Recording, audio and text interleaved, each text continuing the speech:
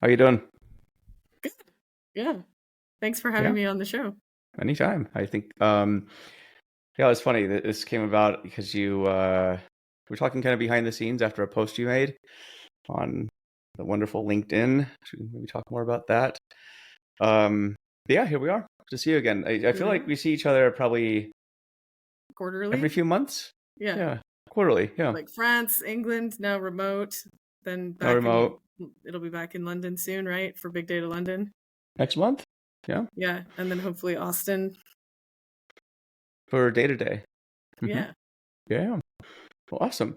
Before we get started, for people who don't know who you are, do you want to give a quick intro? Yeah. So my name's Bethany. I've been in the data space since about 2013. Um, I've done everything from pre-sales consulting to product management to like implementation consulting. I've worked. I spent like most time at Tableau. I was there for about 9 years. Um, I've done some stuff in like a vertical hotel tech company. Um, I worked on building a warehouse native spreadsheet for big data, and now I'm back to consulting, and I'm spending my days like building algorithms, like trading algorithms in a hedge fund. Oh, So yeah, it's a lot of diversity, and I love just like learning new things and keeping abreast of the field. yeah, that's quite the range of things. What's it like being out of startup land and being back at a hedge fund?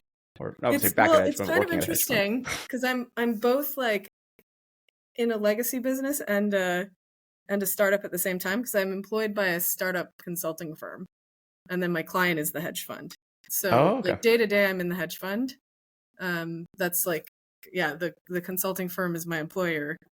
So I get to do a lot of the fun startups stuff for the consulting firm. Like I helped like redesign our webpage, and like working a little bit more on like growth strategy and go to market. But then day to day, I'm like doing like implementation work for the hedge fund. So it's like it's kind of nice to be embedded in both worlds. Mm-hmm. Sounds fun. Yeah. Yeah, you're kind of like back in the real world, so to speak. Back in the real world. And I did find like because I love startup land, but you like you have to be close to the customer that you're building for. Otherwise, you're just this irrelevant person in a SaaS bubble. And that was part of the reason I wanted to like work for a financial services company. Is like you need to get out of the SaaS bubble if you want to build useful SaaS. Like one of the things that drives me bonkers about startups is all startups, their ICP is SaaS companies. And I'm like, there's actually no value being created. There's just like VC money being Mm. raised by SaaS companies so they can build product for other VC backed SaaS companies.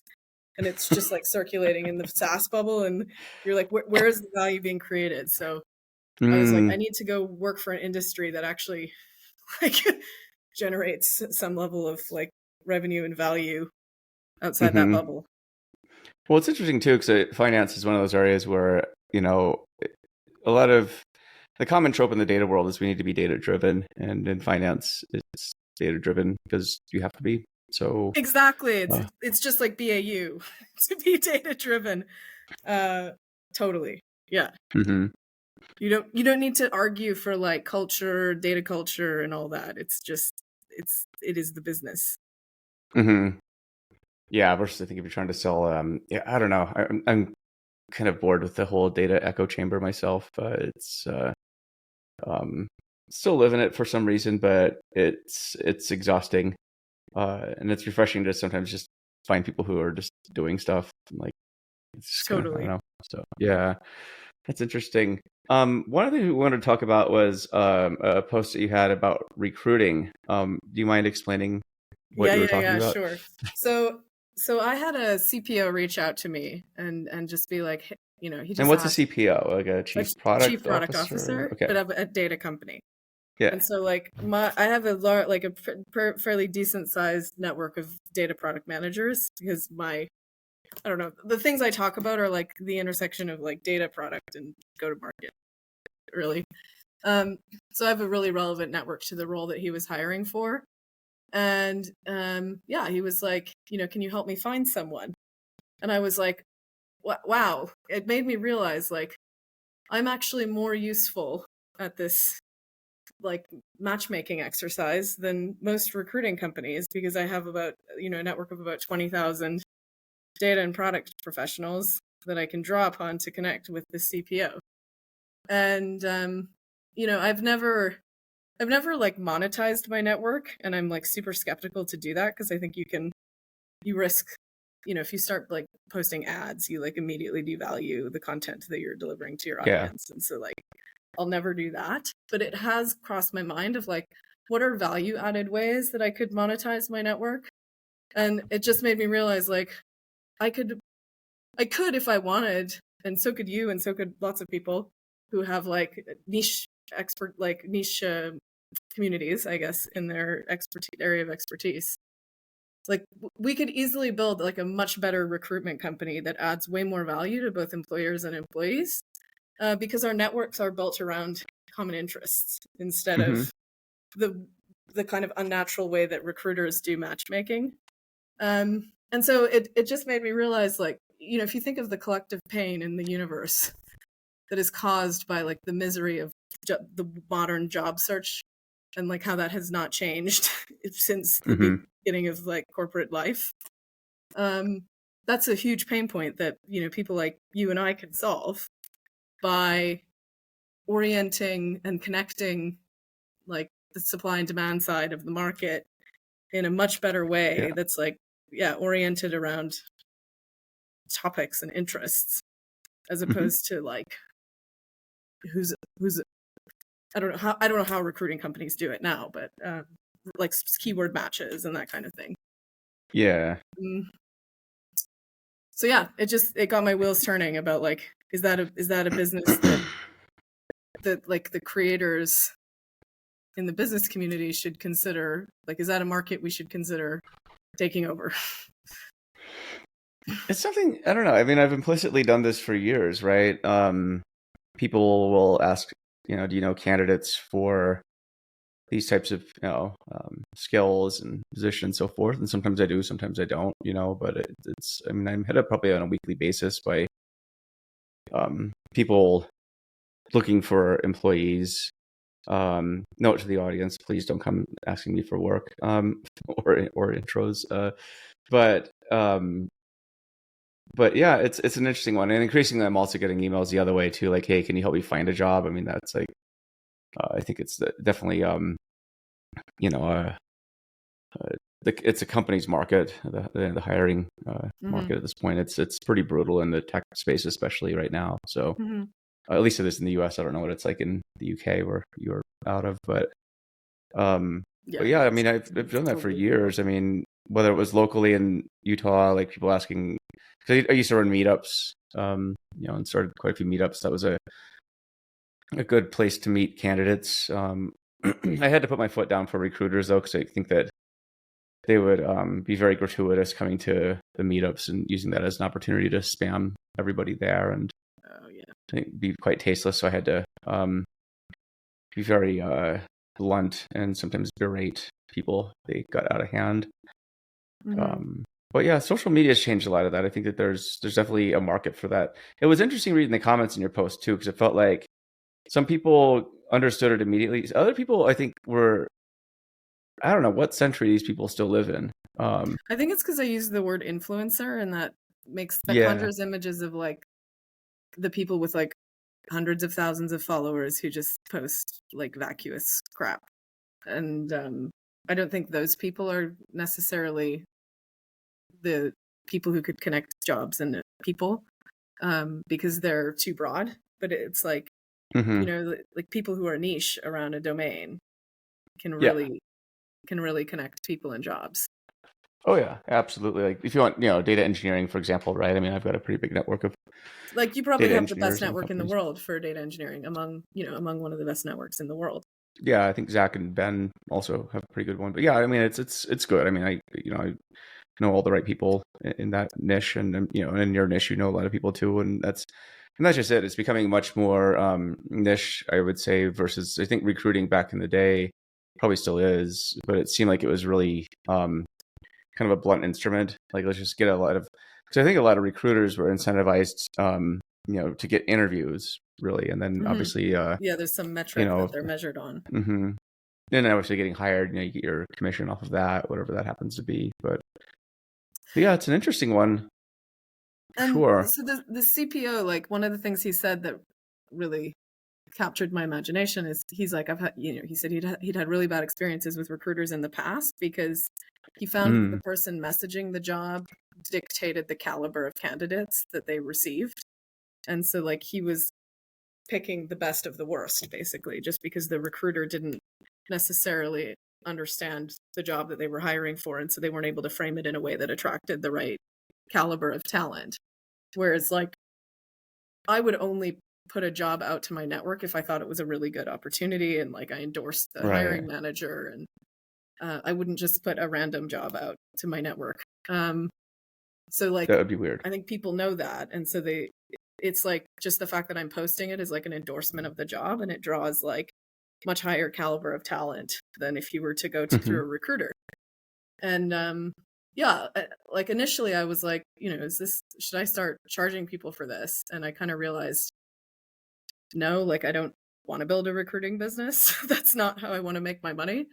But I do think I want to cannibalize the recruitment industry because it's highly inefficient and causes so much pain and misery in so many people's lives. And so if we just normalize this idea that like, people with a niche business network are the go-to for like trying to get your job listed to their network, that will cannibalize the recruitment industry, and it will just become something that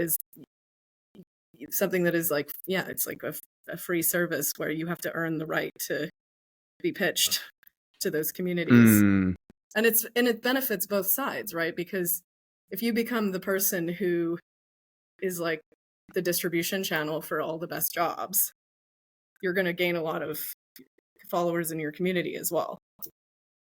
hmm um so it's like, and I think that then when you gain the followers, then you can figure out, well, maybe I want to monetize that in another way, like building a company where I market to those people.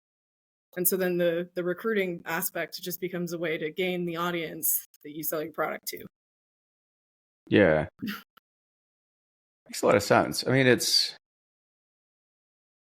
The hardest thing to establish in this world is, a couple hard things.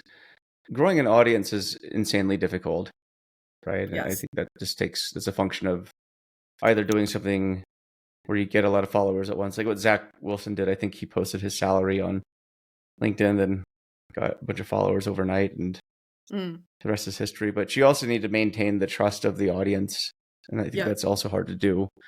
Um, if you start doing cheesy stuff, like you say, like posting a lot of sponsored posts, maybe you didn't do that before, like that, I think is a good way to erode trust in totally. one's brand. That's why I don't really do that kind of stuff. Not that kind of girl. So, but it's like there's other ways. I think there's tasteful ways too. I think, but you're right. Like if it's recruiting is an interesting one. Like I don't post job postings that often for companies Yeah, or for friends, just because I feel like that's the moment you start doing that is it starts setting the precedent, and then everybody wants you to do that for them, or they expect something, and then it becomes this transactional sort of thing.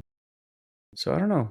but if you It's an vet interesting them, idea. like if it's like, like this guy, like I've known him for a long time, and I was like, I would work for him, so like I can endorse him as a boss to my Yeah. network.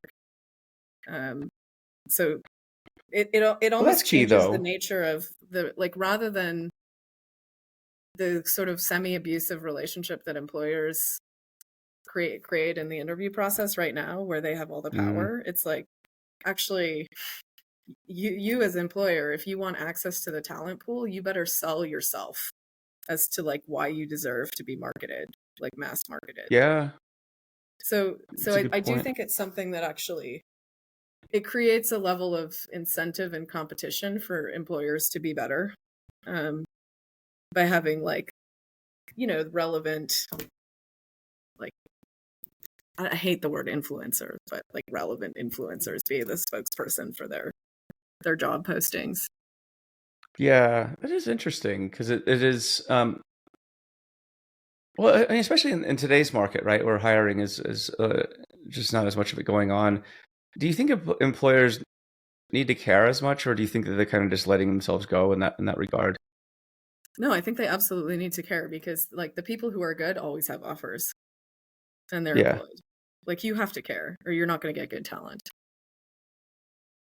Yeah, I'm starting to see, I mean, I know in the States, like you hear things about companies that, I mean, the hiring process is pretty, I mean, I think you used the word, I think I should say, I mean, I'll say it for you, abusive, of the candidate's time. And like, nowadays it's not uncommon to hear about like 10, 12 rounds of interviews, maybe more, a bunch of take It's home berserk. homework, a bunch of dumb bullshit. Yeah, it's crazy. And then, of course, the candidate just hears back from HR like, sorry, it's not a fit. Thanks, but no thanks. That's super common these days. Yeah. And, it's demoralizing. Like hey, one of my friends, she was like really open about this during her job search. I think it was almost a year. She's posting a lot of stuff on social media about it, but it just sounded just absolutely miserable. Like, trying to get jobs at companies and getting ghosted a ton. Yeah, it's the behavior's not cool. I mean, I'm thankful that I don't really want to go look for a job, or more to the point, need to, because I think it would suck. It Totally. would be yeah. I mean, I don't know that I want to put myself up to that kind of abuse, but that's normal, right? And especially if you're like a foreign candidate these days, I mean, and you lose your job, God help you. You have 90 days to To find find work, or something you have new. to go back to your country. And I mean, I've helped friends in that area, and that is, I think, one of the most stressful situations you could imagine. So it feels like the hiring process is It's completely um broken. it's completely broken. And I do think that, like, people like you, people like me, we are sitting on this like power play that we just need to exert against the recruitment industry. Um, it's like if you have an audience, you hold a lot of cards in your hand. And Hmm. I think, like, yeah, there's a lot of people out there who have a lot of followers, and like they're they're not capitalizing on it in a smart way. They're using it to like rent their time on an hourly rate. And I'm like, that's not smart. Hmm. That's the dumbest thing you could do with like a huge network. Like, figure out how to scale something. And one way is by cannibalizing the recruitment industry to like revolutionize it in a way that makes candidates have the power and makes employers Hmm. deferent to like your network.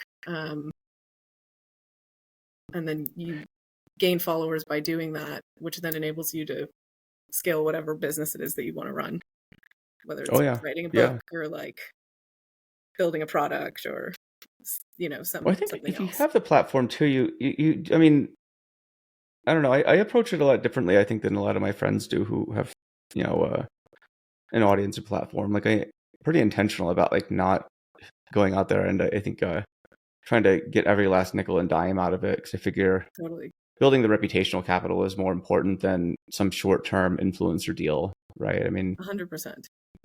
I have friends that, nothing against it if that's what they want to do. They're making good money at it. I mean, enough to probably replace their job if they wanted. Um, Yeah. it's not uncommon to hear people just from sponsorship deals getting, six figures off of that a year, and that's in addition to having your corporate jobs. It's not bad. It's just a route that I chose not to take, because I think that long term, it's like, I think my brand is, I hate to use the word authentic, because I really don't like that No, but word, but it you is do have a very more authentic that. brand. That's true. Mm-hmm. Um, yeah, it's, Well, and you do I mean, too. You do too. I mean, yeah, I don't see you going out there and like, shilling and, doing paid ads for, I whatever will never company do that you've that. never even used their product and don't know anything about. Like, that would be super weird. I would have to probably text you and like say, Yeah, what's like, wrong? please text me and like just block me if I ever do that. It's true. It's building trust is the most expensive thing you can do. It's the most time consuming thing, and it's so easy to burn. And I do think a lot of these people with large audiences are very short sighted in that, like, they're just trying to replace their income. It's like, no, no, no. You can have a massive impact if you leverage your network in the right way. Like, yeah, step one, I was like, well, I could build a pretty profitable recruitment company. And then I was like, no, let me just cannibalize that industry and then pursue like, building a startup for my audience. And then it's like, if you take it further, it's like, well, do I really want to build just one company with one product to sell to my audience? Like, maybe the better thing to do is to like be an advisor to a venture capitalist that like, incepts like hundreds of companies, and then you're influencing the entire market. Like, to me, that's the way that you leverage a network, not through like transactional trades. I guess the more you can defer the repayment, the more you can have a higher impact. I think that's true. I wrote about this the other day about one-to-one versus one-to-many impact, and the notion is like, you had a job, and then that's a one-to-one I love that post. transaction. Yeah. Oh, thank you. Yeah, I think it resonated with a lot of people. It was kind of weird.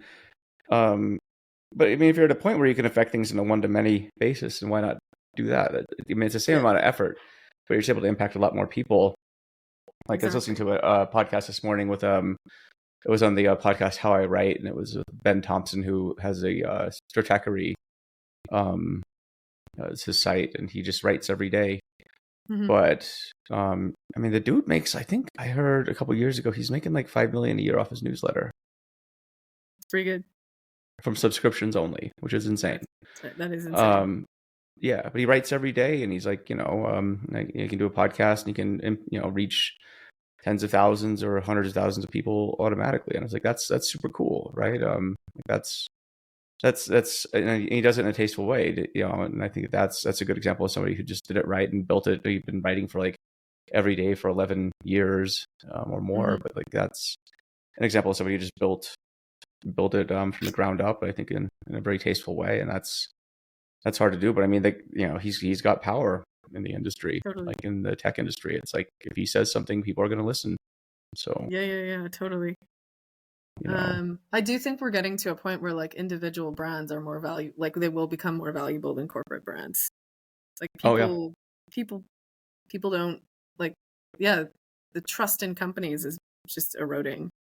And people are looking to people now. And like some great examples of that is like Chris Walker, the like go-to-market guru.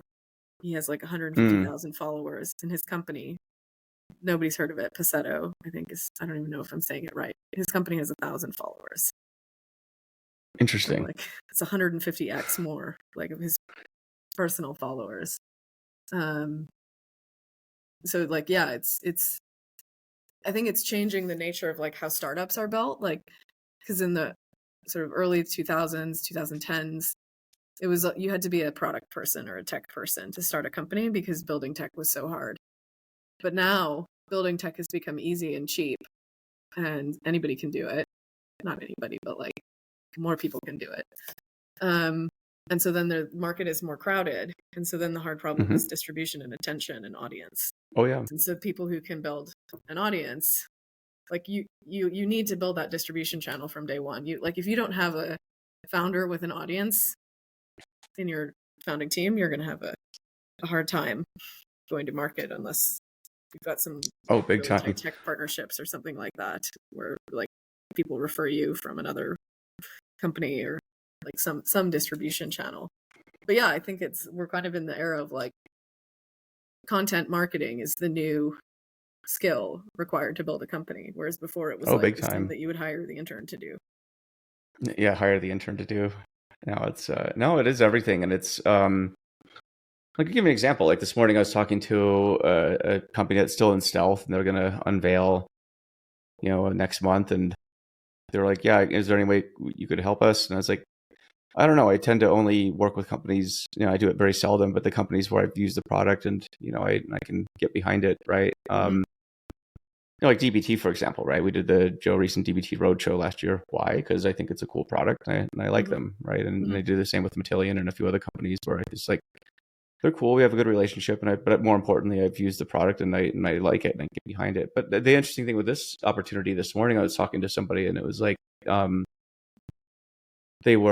saying, well, we like to work according to how you want to do your content. Like, we don't want you just to do blanket stuff. It's like, okay, that might be interesting. I think if I can, they seem like pretty cool people. So I'm just going to dig into them and see, if they're legit or not. But I mean, it was people that had, exited, some fairly successful startups. I'm not going to name who it is, but it was, I mean, if you saw it, you'd be like, yeah, that's cool. They're definitely hitters. So we'll see. But I mean, that's not uncommon. I mean, you get approached a ton, right? And I usually turn everybody down because it's like, I just don't want to dilute the brand, because you're absolutely right. It is the, the quote influencer does have, well, a lot of influence. It kind of goes without saying, it's in the name of the word, but it's something you got to be really protective of, at least if you want to be in it for a bit. But I mean, the opportunities are there, and I think a lot of companies realize that it's like distribution is the name of the game. Like, this person, this morning was mentioning who else they're talking to, and I was like, yeah, they're all friends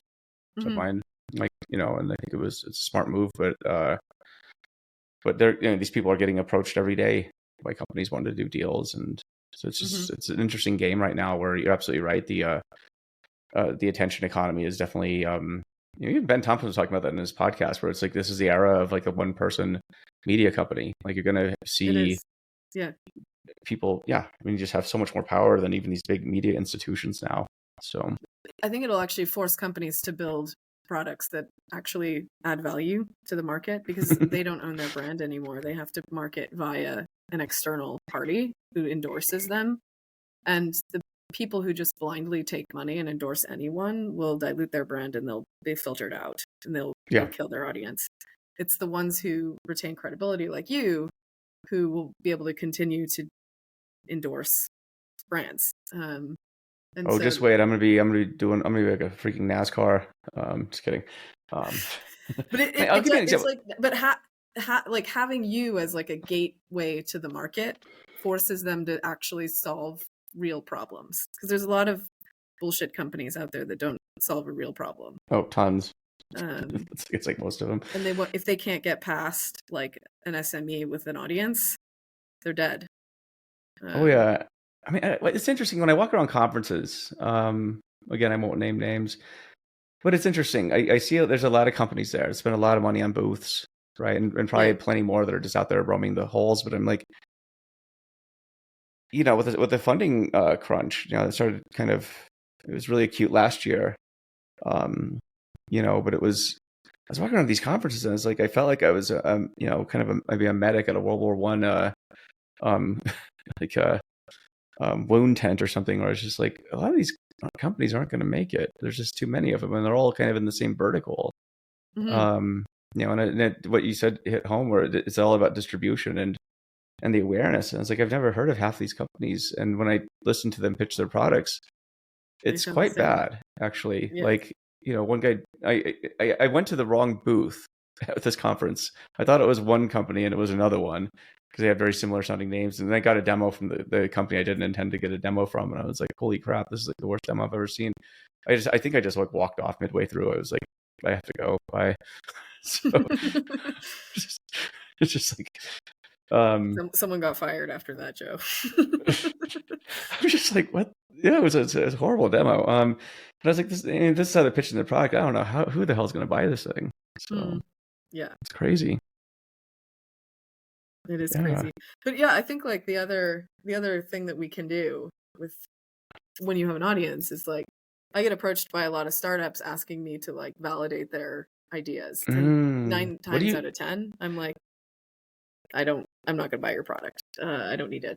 But like, hey, do you look? How do you go about that when you validate a product? Like, what's the Bethany process? I haven't like quite built a framework around it yet. It's more like I have experience in like startups that like didn't crack the distribution challenge. So that's like where my head immediately goes, is like, well, does it solve a real problem? Like, if it does, what are the ways that this could fail on distribution and go to market? So I wrote about like this yesterday with like one startup where they solve an interesting problem. I get behind the problem they solve. It's the fact that like, when you're looking at a report week on week, you don't want to see just what's the report now. You want to see, how did this change from last week? Yeah. So they basically built a platform that answers the question of like what changed, and they do it by like snapshotting what the report looked like last week, what does it look like this week, and enabling you to like really easily make comparisons between the two versions, as different to like a BI tool, which just like refreshes the whole data and then overwrites what the state of the world was in the past. So I can get behind the problem, but I can't get behind the way that they've architected it, because it overlaps with so many different platforms. They have a little bit of DBT, a little bit of Snowflake, a little bit of Power BI, a little bit of, they've kind of built something that overlaps with like 3 or 4 product categories. I'm like, that's very hard to adopt in an enterprise, because you're competing with 4 things instead of competing with 1, and you don't replace any of them. So now I'm just adding an extra tool to my ecosystem, and like the problem has to be extremely valuable for like a chief data officer to add an extra tool to their ecosystem. So my feedback to them was like, this thing's going to be dead on arrival. Like it doesn't fit in the existing architecture that people have invested millions in. If you built it on top of DBT and Snowflake as like an extension to those things, then it would be great. But it's insufficiently integrated in the existing ecosystem to really be able to take off, I think. So that was kind of my feedback to them. How was that received? Pardon me? How was that feedback received? It was like, it started off that they wanted to pay me, and then they didn't want to pay me. I was like, oh, and it was fine, because I even told them, they wanted to pay me to give them feedback, and I was like, I don't take money for giving people product feedback. I think that's like fraudulent, and like verging on criminal, because you don't get authentic feedback when you buy it, So I was like, I'll just tell you what I think, and then you can tell me if you want me to help you solve your go-to-market challenges. And I think they don't want me to. And I'm like, fine, like, I don't. Bethany's stupid. Pardon me?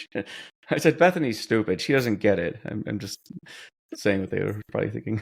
So. Yeah, and I, it's just kind of like, I don't care if you don't like my feedback, then that's fine. We don't need to work together. Like, yeah, I do this for fun. I don't, I'm partly doing it to like learn how do you like make startups like marketable. That's an interesting skill for me to develop. So I'd rather do it authentically than just take money from whoever. There's like another startup where they're bootstrapped. I like totally buy into their business. They're like vertical BI for a trucking industry in the US. Their target market is maybe 100 companies. So it's like, it's a small market, but it's a super, super niche market. And like essentially what they do is enable the spreadsheets that the CFO makes. They enable you to like operationalize those spreadsheets to actually manage performance on the front line of your company. So they've sort of turned the spreadsheet into an execution management system, or like a performance management system. And like, because they're so vertical, they can have a really strong opinion about like, here's how you run a trucking business, and these are the things that you should measure, and this is the way that you should calculate this metric.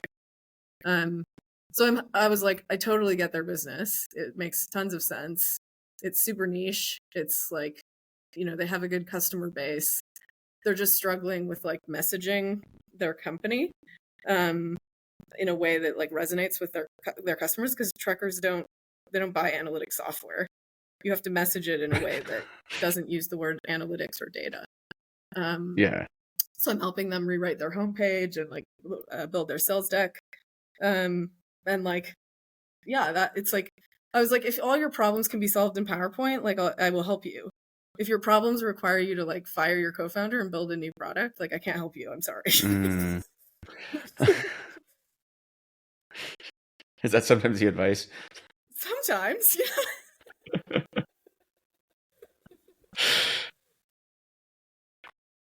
So yeah, I know what you mean. Sorry? Oh no, I know what you mean. I mean, I get a lot of inquiries too, like, hey, can you check out our products? I'm at the point now where I'm like, no, I don't have time. But yeah, it's interesting. I think messaging is a big thing for sure. UX is a huge thing. Mhm. Um, yeah, because I mean, I think especially with I get I like products that are just they're not afraid to really go in on solving a problem. But Mhm. often what I find is products people want their product to solve a lot of things. Like they're too scared to go and niche down. Totally. So I Yes. think that limits their opportunities. And I think that's like that product you mentioned that sort of the Franken stack of like Power BI and kind of intersects with like a bunch of other tools. Like that's an example I think where you're trying to play it too safe and and it probably sounds like a killer idea over beers for sure. Like Yeah. let's totally do that. That sounds like a great product. But the products I've seen that work really well, like it's simple to explain. Like the user gets it automatically, and it solves like a problem because I think you can Mhm. only occupy one thing in a customer's mind, right? I mean Totally. that's just Yeah. branding 101. But a lot of companies I think trying to do way too much. And that just means going hard on like one product that does one thing is hard. I mean, Coca-Cola still has this challenge, right? And they sell literally syrup. Yes. That's it.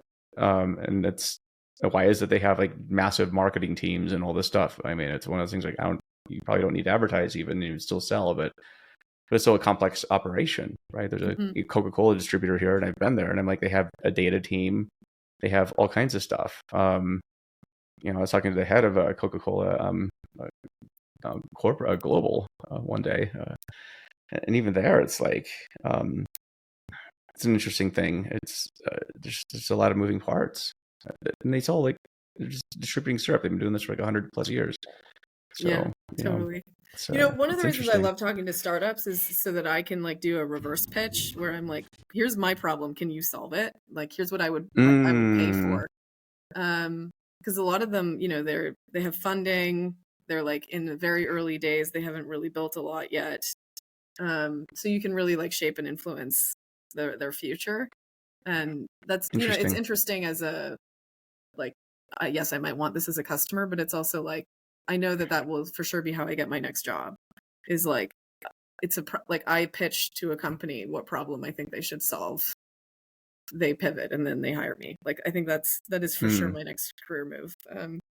And yeah, like one of the big things that I'm pitching right now to one company is like how do you enable sort of an analyst type person, selfishly like myself, to implement production grade data pipelines, because that's like I Hmm. can build like lots of prototype code, but putting it into production is just another beast. You have to think about like exceptions and edge cases and like failures and like how if the data changes in the future is it going to break what you've built now, blah blah blah blah.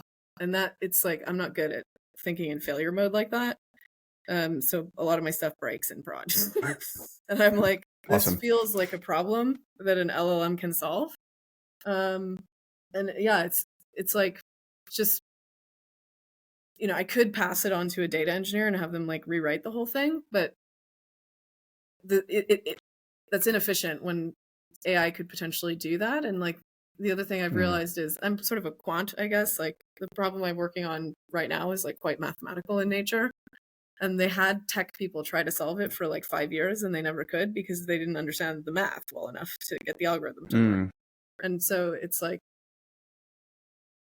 there yeah, I spoke to another guy who has the same problem where he's built these like crazy Excel models and like Python models, and his engineering team is like it's going to take us 8 months to productionize this and rewrite it in like a more robust language because we don't understand it. So Interesting. like an LLM should be able to do that. Like, Yeah. I'm in a hedge fund right now where like the quant developers are the ones who really run the trading floor, and but they have a really hard time putting stuff in prod. So then the engineers don't understand what the quant developers are doing enough to put it into prod. So it's like Hmm. how do you enable the domain expert to just be an engineer? That's the problem I'm kind of pitching to this startup right now. That's interesting. What do they think? They were like, "Show me the money," and I was like, "All right, I'm Okay. gonna find it." And I found a guy. Well, he found me. Because I just like I'm like, let me see like how many different angles can I market this problem. and like see what comes inbound. And this guy contacted me today. He runs a team of 300 engineers at Citibank. And he's like, yeah, they're basically ticket takers. And I think I could accomplish the same thing with 8 people who like think really deeply about problems, who have kind of a business analyst background, who can like hack together some Python code. He's like, I could get the same outcome as I'm getting from the 300 ticket takers. The problem is then just putting into production what they build. And I was like, that'd be a big one. That's a big market opportunity if you can shrink an engineering team from 300 to 6. Yeah. So that's kind of, if there's anybody who's listening to this and you have that problem where you want your domain experts, your quants, your Excel modelers, your Python modelers to be able to build production grade code, please call me.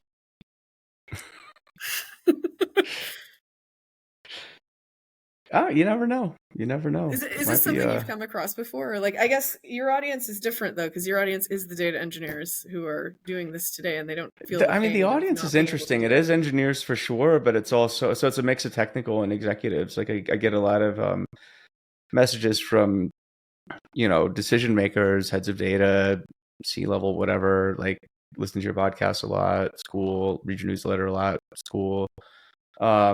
So it's a mix of people. You never know, right? I mean, but that's the interesting thing about networks is it's like even if it's an engineer, they might tell their friend who is a decision maker or has a startup, like, hey, by the way, if you're interested, go check out Bethany, or and it's kind of the network effects at work. It's you just never know who's paying attention or who might just catch a snippet and say, oh yeah, that sounds awesome. And the thing with podcasts too is that there's a longevity to them where people come back to episodes, even a couple years later or something. I found that happen, and you never know. It's the beauty of it is, it's just you don't know what's going to happen. So yeah, it's like I've always viewed like my ethos in life is to like create serendipity. That's my last boss. He's like, you were technically the CPO, but you were actually the CSO, the Chief Serendipity Officer. Well, I think we experienced serendipity once. I remember we were in San Francisco. I was at a hotel, and you're like, Joe, and I was like, oh, hey, you're like, who the hell are you? I know. I knew called who you were. like you were my old friend, and I was like, wait, he has no idea who I am. No, I knew who you were. I don't think we'd not met in person before, but I think that was at Databricks. Yeah, it was the Databricks conference. That's right. Yeah. Yeah, it was back to San Francisco after COVID, so I think it's kind of the city was reopening up. It feels like it's still reopening up. There's not a lot of people left there. But yeah, it's interesting, and I think startup world today too is fascinating because I think there's a ton of potential with AI. I'm still trying to wrap my head around like what angles are going to really stick, and what's going to be cleared out when this this latest hype cycle sort of peters out. But I think it is starting to. You're starting to see the popular press kind of calling it at the top, and so yeah. But I mean, there's a lot of opportunity with it. I think what you described with the downsizing teams, for example, of ticket takers, I think that's a real thing that's going to be happening. Maybe not immediately, but everything's in place to make it happen. So it makes me wonder, like, what the nature of startups are going forward, and the nature of employment too. It kind of comes back to the recruiting thing, like what's the nature of jobs in the next few years? I mean, what was it? The CEO of AWS, I think it was. There was some audio that was leaked of a conversation he was having where he said like people may not need to even learn to code in a couple of years. I'm just paraphrasing and probably getting it awfully wrong, but I think it was something like that. I don't buy that though, like, because so much of coding is like fleshing out what you want the code to do. That's the hard part. Like, it's not hard to like actually type, code. It's problem solving and figuring out what should the system do. Like, it's mapping out, to this guy's who ran a team of 300 at Citi. He's like, trying to map the life cycle of a loan is insanely complicated. And one of the things he did was he wrote like a crazy Excel model that he then handed over to an engineer to be like, okay, here's how a loan works. He's like, I can't Okay. explain it in English, so I wrote it in Excel. And so like this That's one way to do it. idea that like natural language is just going to make code go away is like, well, it won't, because before we had LLMs, people were still using Excel to prototype communication with engineers because English is impoverished, and like it's not so much of what you have to do as a developer is disambiguate, and English is very ambiguous. It doesn't help you disambiguate. But if you look at translation tasks, like taking one code from one language to another, I think that's LLMs could certainly do that. I mean, that was essentially what the Yes. transformer model was based on, was translating languages at Google, and Yes, that's that I how it came agree with. about. Like, take my Python Yeah, and turn it into Scala or something. Totally. yeah, and I mean that's a big one. So I don't know the nature of what the ticket takers are doing at Citi. I don't know what kind of work they're doing, or more importantly, probably not doing. But it definitely seems feasible. Like, if you can get the right combination of, like you say, deep thinkers and assisted with the right technology, like that's completely doable. But then you start thinking about, okay, so like what other, I mean, I'm guessing that a lot of jobs in corporate world are some variation of being a ticket taker. I don't think that just by the bell curve of things, there aren't a lot of deep thinkers out there. That's true. I mean, that's just kind of how it is. So I'm kind of like, what happens to that big middle part of the bell curve when a lot of those jobs are replaced or changed, right? In the nature of the work doesn't mean the job goes away, but it certainly does evolve. I think that's going to happen across the board. And it kind of goes back to recruiting. Like, what is even the nature of recruiting when that happens? I think we're going to see a massive shift in like where the salaries are allocated. So like, historically, business analysts have been like very undervalued. They're like the worst paid people, and like often cut in recessions. Like they're the first people to get fired in like software companies. Whereas like the engineers are paid the most because, I don't know, they're doing coding work that executives assume are like, it's hard. The BA work is actually the hard work of like figuring out the life cycle of a loan, for example. And I think those people are going to start taking the like 6-figure software engineering salaries, because people will realize that being a skilled BA, like in the kind of post LLM world, that is where you add the most value. Yeah, it's the domain expertise and being able to understand it's the domain expertise of the business, and being able to source information from across the business that's like siloed, and that's a lot of what BAs do. Is like nobody has a complete picture, and they map out like, here's how the business operates. And you can't build software without that capability, no matter how good LLMs are. So I think like, that's kind of why I was like, meh, like I'm sort of done with this product thing. I'm going to go figure out how to be a BA, because I think that's going to be the highest paid job in the future. Interesting. At least in the kind of a software context. Yeah. Well, what do you think happens to engineers then? It's a good question. I mean, I think good engineers will always have jobs, like the ones that think deeply. But people who like I actually worked with a guy once who said most of the people who hold the engineering title in our organization are not engineers, they're coders. He's like, an engineer is somebody who thinks deeply about problems and what should be built. A coder is somebody who just writes code.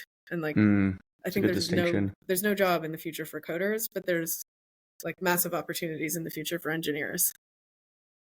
That's a good point. Like, I was talking yesterday with Jordan Tagani, who was the founding engineer of BigQuery, and he's kind of like the engineer's engineer. Like, the guy definitely thinks through,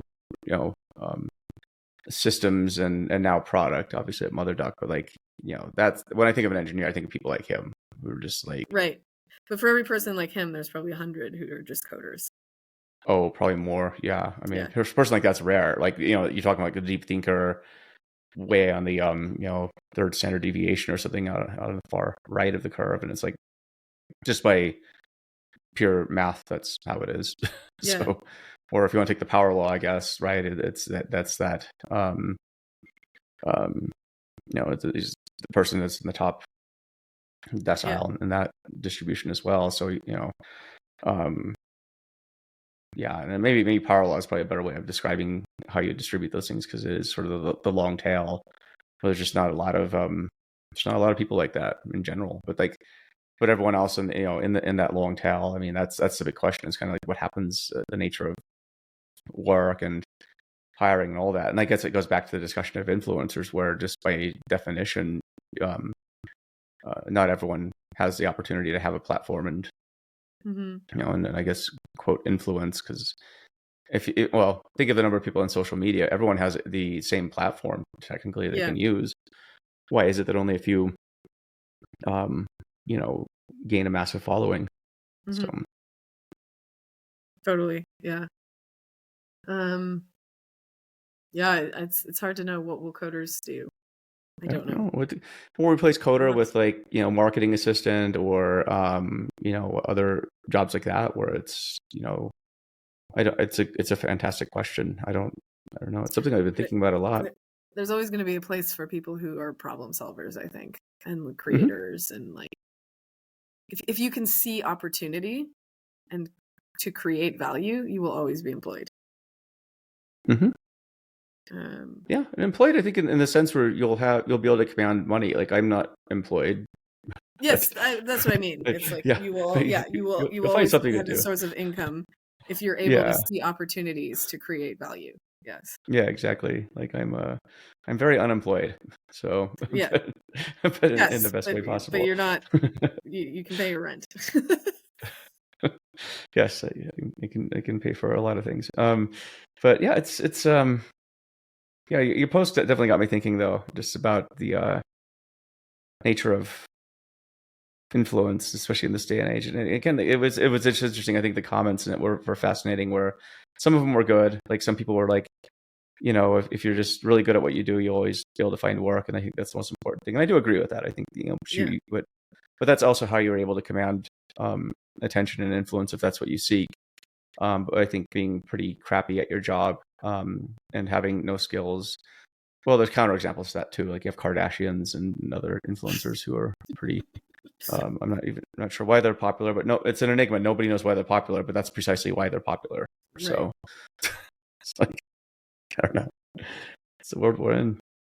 Oh, stepping back, like, what are you stoked on over the next year? Well, I'm having a baby in like 9 weeks. So excited Congrats. about that.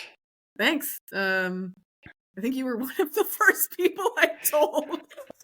I was actually in Paris. And like, I was not drinking, and everyone was like, "Why are you not drinking?" And I was like, "I feel on the spot. Oh my god, I'm having a baby." Soul asked like, "Oh, how far along are you?" And I said 6. She's like, "Oh, 6 months." I was like, "No, 6 weeks." So I'm excited for that. That's super cool. I'm excited to see if I can get this startup to like build the kind of democratization of engineering for analysts. I think I've like definitely pushed them in a direction where they're like non-trivially considering it. So that's a pretty exciting thing. I'm actually just like really excited about what I'm doing day to day right now. And it's awesome. Been a long time since I've been like so impassioned by my like day to day work. Like I feel like I don't know. I don't come into this hedge fund like necessarily stoked about like debugging like division by zero errors, but it's the fact that like going through that process and that pain of like trying to productionize my code leads me to see lots of opportunities for how this process could be improved. Yeah. And so my product brain is like going wild, being like, that's super cool. There's a $1 billion opportunity in like the general solution to this problem here. So that gets me pretty fired up. That's really fun. It's really fun when you hit that flow state where you're just like getting into the problem and solving it. Like, I miss those days. That's so much fun. Totally. So, yeah. And I'm also just excited about like what, I was at first like really afraid when AI came out. I was like, oh my God, I'm going to be made redundant, whatever. And I realize now, like, oh, I'm the main beneficiary of AI. Like, I went from not Yeah. being able to code to being able to code in 3 months. And like, I've solved a problem for a company that they haven't been able to solve in 5 years. That's pretty sweet. Mm-hmm. And it's because it required like a business analyst type person to do the implementation work. It was just the communication was like too impossible between like the traders and the engineers for them to ever make progress on it. So yeah, just like excited to see like what other new like barriers can be broken down by that pairing of like coding and BA skills in one brain. That's awesome. So all in all, pretty excited about lots of things. That's cool. And the kid's going to be awesome too. So Yeah. That's awesome. For people who want to learn more about you, how can they find you? You can find me on LinkedIn. I've like literally put my email address on LinkedIn. Everyone told me, they're like, you're so crazy. Why would you do that? You're going to get bombarded. And I was like, no, I won't. And I haven't. Because like, I don't know. I think you draw the energy that you put out in the world. And the people who email me are always like really awesome. And I love having conversations with them. They're like, yeah. Bethany Lyons 2000 at AOL.com. Is that your, is that the one? That is not my email, but check out my LinkedIn profile. Okay. So connect with me, and I don't know. If I get a lot of connect requests, so if I miss yours, just send me an email, and I'll respond. That's super cool. Well, Bethany, it's great to talk to you as always. We'll see you in a few weeks, actually. Yeah, see you in a few weeks. Yeah. Cool. All right. Take care. See ya.